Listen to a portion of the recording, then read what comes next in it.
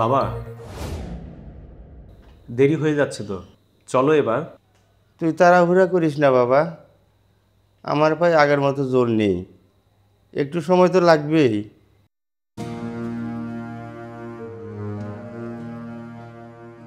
বাবা, কি দেখছো? চলো এবার।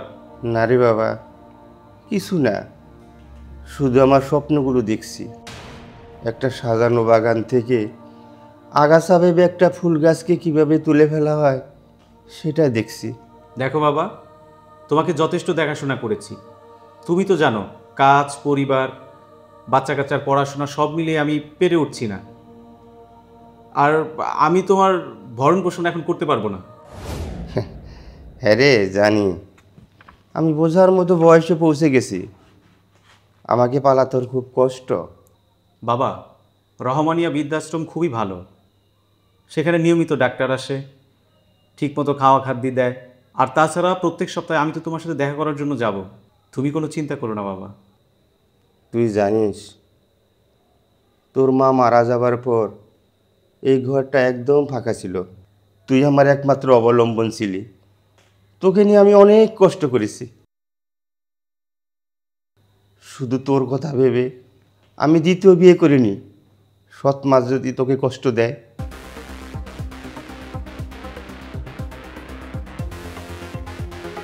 বাবা, সব সময় আবেগ দিয়ে চলে না, সময় এখন বাস্তববাদী হওয়ার।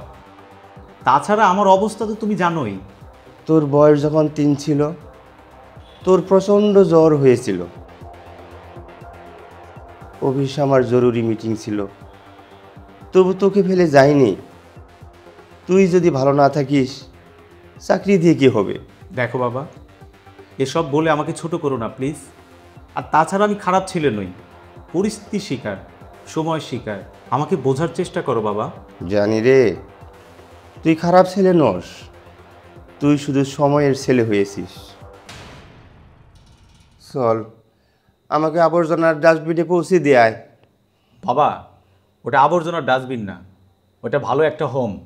আমার কাছে ঘর আর হোমের পার্থক্য অনেক বড়। ঘর যেখানে মানুষ ভালোবাসে, আর হোম যেখানে মানুষ রেখে আসে। জানিস তারিকুল, জীবনটা একটা চক্র।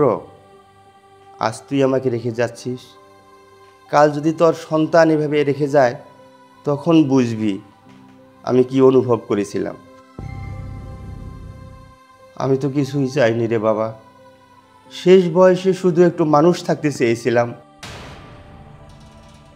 ছেলে মেয়ে নাতি নাতকুন নিয়ে শেষ জীবনে একটু শান্তিতে থাকতে চেয়েছিলাম।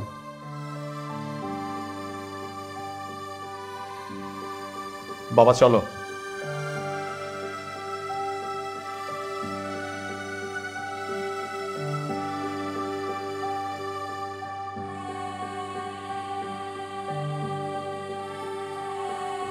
ভাইজান, চাচারে না কই যাইতেছেন? এই, চাচার এনে কই যাইতেছি সেই কৈফত কি আমি তোকে দিতে যাব? তুই তো এবারে কেয়ারটেকার, আর কেয়ারটেকার কেয়ারটেকারের মতো থাক। দরকার নাই, আবার দরকার আছেও। তা চাচারে কই নিয়ে যান শুনি? এই বাড়ি ছেড়ে আমি নতুন বাড়িতে যাচ্ছি। তার মানে বৃদ্ধাশ্রমে যাচ্ছেন? চাচা, আপনার আমি বৃদ্ধাশ্রমে যাইতে দিব না। যেতে দিবি না মানে? আচ্ছা, তোর যদি এত খারাপ লাগে তুই পালতে পারবি, তাহলে তুই নিয়ে যা। চাচা যদি আমার বাড়িতে যাইতে চায়, অবশ্যই আমি চাচারে নিয়ে যাব। আমি একজন কেয়ারটেকার, আমার ইনকাম খুবই কম, আমার 3 সন্তান, তবু আমি আমার পিতামাতারে দূরে সরায় রাখি নাই। ওনারা আমার সাথেই থাকেন। পিতামাতা যে কি জিনিস, এরা যদি বুঝতেন তাহলে পিতামাতারে বৃদ্ধাশ্রমে পাঠিয়ে দিতেন না। চাচা, থাকবেন এই গরিবের বাড়িতে? দেখ, এই বাড়ির কেয়ারটেকার তোর মতো শিক্ষিত না, অথচ মন মানসিকতায় তোর চেয়ে কত উন্নত।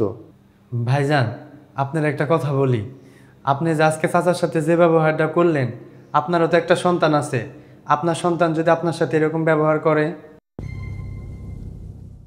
তখন আপনার কেমন লাগবে? বাবা, তুমি আমাকে ক্ষমা করে দাও, আমার অনেক বড় ভুল হয়ে গেছে। আমি বুঝতে পেরেছি আমার ভুল। আসলে ও যদি না বলতো না, তাহলে তো আমি বুঝতেই পারতাম না। বাবা, তুমি আমাকে ক্ষমা করে দাও। তুই জানিস না বাবা, মানুষ বৃদ্ধ হলে কতটা একা হয়ে পড়ে, কতটা অসহায় হয়ে পড়ে। ছোটদের সব থাকে, মা বাবা সব, কিন্তু মানুষের যত বয়স বাড়তে থাকে, বন্ধু বান্ধব আত্মীয় স্বজন কমতে থাকে, এমনকি সম্পদও শেষ হয়ে যায় তার। এই অবস্থায় সে যে কত অসহায়, এই বয়সের যারা হয়েছে শুধুমাত্র তারাই জানে। আর এই অসহায় মুহূর্তে পরিবার পরিজন সবাইকে নিয়ে সে বাঁচতে চায়, আর সেখান থেকেই সে যদি ছিটকে পড়ে, তাহলে কি সে বাঁচতে পারে? পারে না। বাবা, আমার ভুল হয়েছে, আমাকে মাফ করে দাও প্লিজ। ঠিক আছে বাবা, আমি তোকে মাফ করে দিলাম। বাবা, আমি তোমার জন্য দোয়া করি। তুমি চোখে আঙ্গুল দিয়ে আমার ছেলের ভুলগুলি ধরিয়ে দিয়েছো এবং তাকে শুধরিয়ে দিয়েছো। ঘরে চল বাবা।